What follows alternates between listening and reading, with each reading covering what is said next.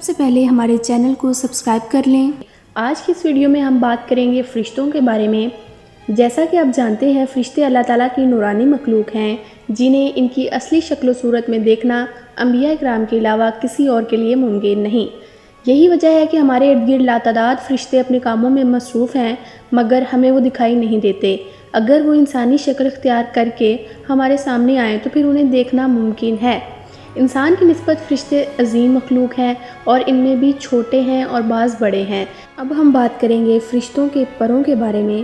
فرشتوں میں بعض کے 2 پر ہیں اور بعض کے 600 پر ہیں۔ قرآن کریم میں ارشاد باری تعالیٰ ہے کہ اللہ تعالیٰ ہی کے لیے تمام تعریفیں ہیں جو آسمان اور زمین کا پیدا کرنے والا ہے اور 2 3 4 پروں والے فرشتوں کا اپنا قاصد یعنی پیغمبر بنانے والا ہے۔ بعض روایات کے مطابق جبرائیل امین علیہ السلام کے 600 پر دیکھے گئے ہیں اور ہر نے آسمان کو گھیر رکھا تھا۔ ان کے پروں سے مختلف رنگ اور قیمتی موتی بکھر رہے تھے۔ اب ہم بات کریں گے فرشتوں کے قد و قامت کی۔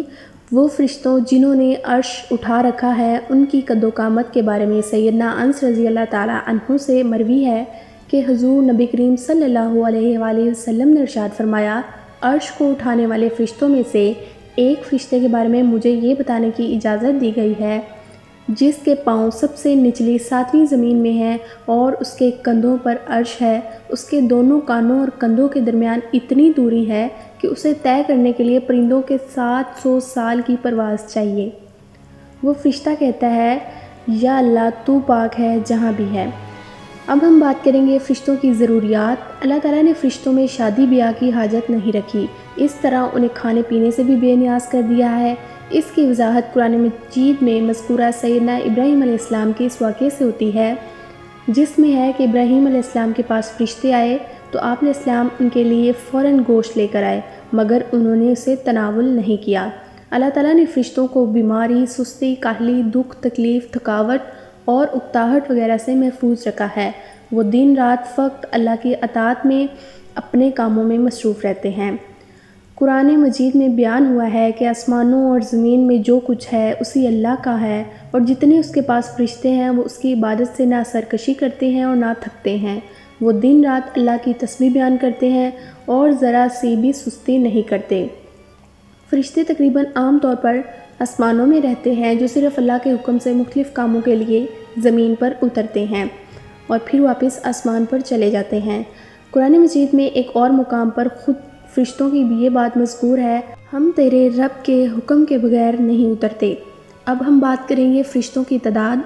فرشتوں کی تعداد کتنی ہے اس کے بارے میں کوئی تفصیل نہیں ملتی کیونکہ اللہ تعالیٰ کا فرمان ہے، تیرے رب کے لشکروں کو اس کے سوا اور کوئی نہیں جانتا۔ بعض احادیث سے معلوم ہوتا ہے کہ فرشتوں کی تعداد بہت زیادہ ہے، بلکہ اندازہ ہوتا ہے کہ انسانوں اور جنوں سے بھی ان کی تعداد زیادہ ہے۔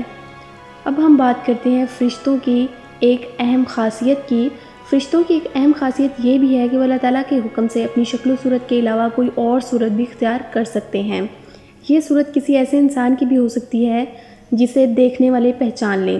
انسانوں کے علاوہ کسی اور جاندار کی صورت اختیار کرنے کی فرشتوں کو طاقت ہے یا نہیں، اس کے بارے میں قرآن و سنت میں کوئی صراحت یا ذکر نہیں ملتا، البتہ ان کے انسانی شکل اختیار کرنے کے واقعات ضرور ملتے ہیں جن سے یہ اندازہ ہوتا ہے کہ فرشتے اللہ تعالیٰ کے حکم سے دیگر شکلیں بھی اختیار کر لیتے ہیں۔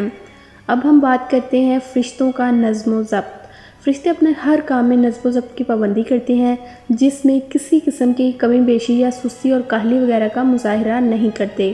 جن فرشتوں کی جب اور جہاں ڈیوٹی شروع ہوتی ہے وہ اس وقت وہاں پہنچ جاتے ہیں اور اسے احسن طریقے سے سر انجام دیتے ہیں۔ اب ہم بات کریں گے فرشتوں کی موت۔